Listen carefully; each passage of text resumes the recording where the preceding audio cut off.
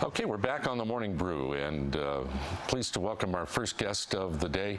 He is the president of the New Mexico Oil and Gas Association, Steve Henke. And Steve and I met as fellow judges at the Miss New Mexico pageant last summer, and it's good to see you again. It's great to see you, Larry. Thanks for having me on the show.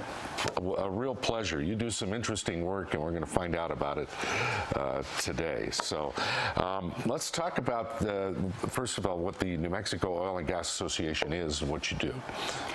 Well, we're the trade group, an association that represents the oil and gas industry with the legislature, with the regulators, both state and federal. That would be the Oil Conservation Division and primarily the Bureau of Land Management. And also we work in public relations in terms of promoting and advocating for the industry. Now, you spent most of your career in the BLM, right? I did. Yeah. I graduated high school down in Alamogordo. Did you? Yep, and went to New Mexico State and worked 34 years in New Mexico with the Bureau of Land Management and retired as district manager up in Farmington. That's where I learned about the oil and gas industry and its importance to the economy of New Mexico. So a few years ago, they pried you out of retirement and put you in charge of the Oil and Gas Association here in the state. They did. Yeah. And it was a great group of people. Yeah. You know, just outstanding in terms of their contributions, their philanthropy, and the communities in which they operate, and it's just a pleasure to represent this industry. Okay, I want to give everybody some perspective as to how big and important the oil and gas industry is in New Mexico. Mm-hmm. Kind of throw some numbers at us here. Just how important is it? Well, New Mexico is the sixth largest producer of both oil and gas among the states. But in terms of volumes, we're approaching 100 million barrels of oil. Certainly activity in southeast New Mexico is increasing, and we are seeing production levels for oil that we haven't seen since the 70s. Really? About 1.2 trillion cubic feet of natural gas is produced annually in the state. But translating that into revenue figures for the state of New Mexico, the New Mexico Tax Research Institute just released a report called New Mexico 31, and of a $6.2 billion budget in the state, right, the oil and gas industry contributes a little over 31% of that. So it's huge. It's significant for the state of New Mexico and our economy and our budget capability. Now, there's two funds that oil and gas industry contributes to also, the Land Grant Permanent Fund and the Severance Tax Permanent Fund. Correct. What are those in layman's terms? Well, the Land Grant Permanent Fund is receipts from production on state lands. There's about 11 million acres of state land. A lot of that's concentrated in southeast New Mexico, and the royalties coming off of oil and gas production in state lands go into the Land Grant Permanent Fund, and there are distributions annually out of that fund by statute. And of course, we just finished with a debate in the state legislature about increasing those distributions, but the oil and gas industry has contributed $14 billion to that fund, and there are annual, as I said, distributions from the fund. And then there's the Severance Tax Bonding Fund that's about $3 billion, and that's a tax on production of mineral resources in the state, and it's predominantly from oil and gas. And again, the legislature bonds capital improvement projects throughout the state with that fund, and that continues to grow and serve as a source for capital outlay for infrastructure in the state. And again, in New Mexico this year, the governor emphasized water projects, and so we saw substantial distribution again this year of about $400 million out of the Severance Tax Bonding Fund.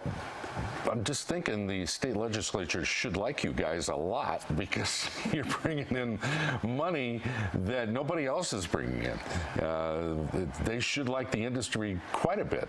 Is that always the case? Well, it's not always the case, unfortunately. But, part of my job and my team's job is to educate those legislators in terms of how this industry operates, our commitment to environmental responsibility, to, operating safely, and, as a good neighbor in the communities in which we operate, and to ensure that they understand the connection between the production of oil and gas in this state and the health of our total economy and our budget capability.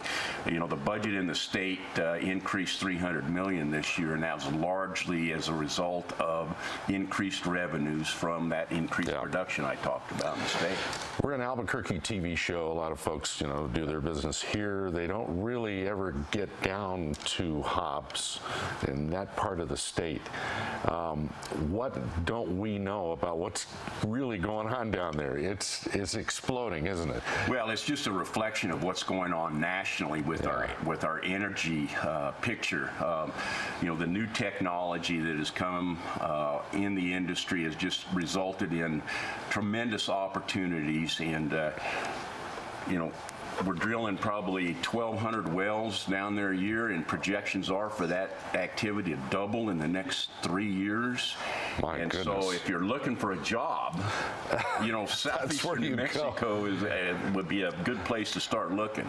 I hear it's hard to find places to live, and they're trying to keep up with the massive growth that's happening down there. It's put a strain on the infrastructure, housing in particular, but we'll see spill over into the school systems and other services. But I think that's a good challenge for a community to have to keep up with that, growth demand. The other part of the state that's got the growth is Farmington, the Four Corners area. What's going on there?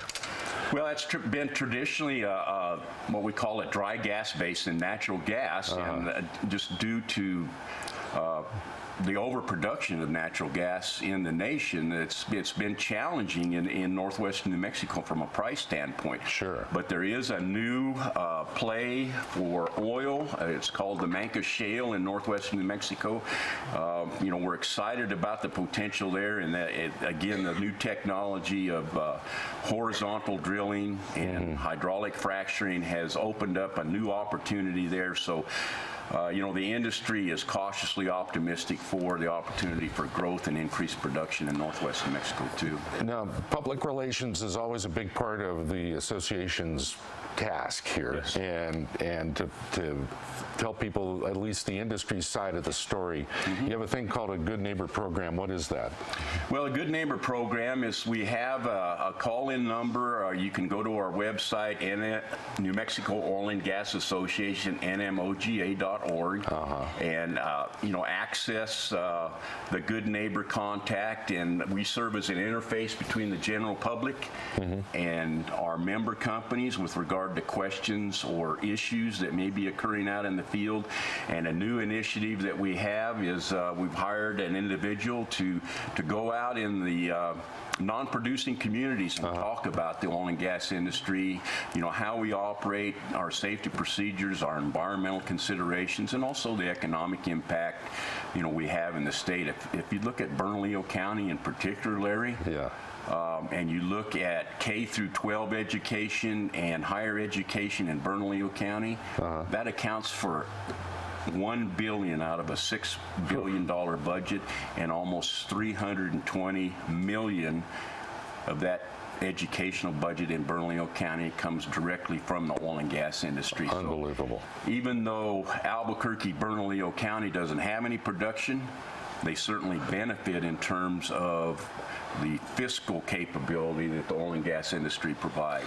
About a minute left, Steve. What's the one thing that people misunderstand about the oil and gas industry more than anything else? Well, I think the biggest issue now is the concern over hydraulic fracturing, and I would just encourage your viewing audience to do a little research on their own. But the bottom line is that it's a safe process. It's been used hundreds of thousands of times in the United States, tens of thousands of times in New Mexico. We haven't had a single documented case of groundwater contamination from hydraulic fracturing. And it really is the key to this energy renaissance that we're having in the country and in New Mexico, really and wonderful. we need that capability. All right. Great to see you again, Steve. Larry, thanks for the opportunity to come in and What visit a with you. pleasure. Thank you. Good to see you. Come back and visit again, will you? Do it. Thanks. Steve Henke, who is the president of the New Mexico Oil and Gas Association. It is the Morning Brew. Back with more in just a moment.